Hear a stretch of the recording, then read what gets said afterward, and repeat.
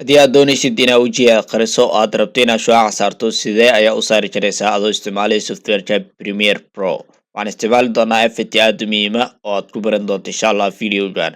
Markii hore waxaad u baahan tahay inaad aado qaybta effectska, waxaad ku qoraysaa blur ayaad ku qoraysaa, kadib waxaad soo dooranaysaa Gaussian blur, kadib waxaad ku soo deynaysaa videogaada ayaad ku soo deynaysaa. Kadib markaad video ku soo deyso waxaad sameynaysaa inaad markaasi shucaaca aad ku badiso. Mar walba effect la soo xusho waxaa laga maamulaa qaybta effect controlska. waxaan imaanaynaa qaybta effect controlska ayaan imaanaynaa. Kadib qaybta waxaad ka arkaysaa Gaussian blur, kadib waxaad ku badi kartaa marka blurnesska ayaad ku badinaysaa. kadib waxaa ujeedaa in video dhan markaasi shucaaca la geliyay. marka haddii aad doonayso wejiga kale ama qaybo kale ama dad qaar haddii aad rabto inaad qariso, kaliya waxaad isticmaalaysaa qaybta markaasi maskinka ayaad isticmaalaysaa.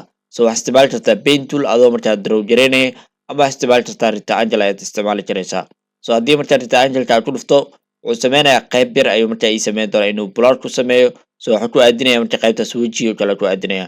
haddii aan weyneynayni waxaa qaban doonaa dhinacyadan, dhinacan kale saa usoo jiidaya, sidoo kale dhinacyadan kalena sidaas kale ayaa ku sameynaya.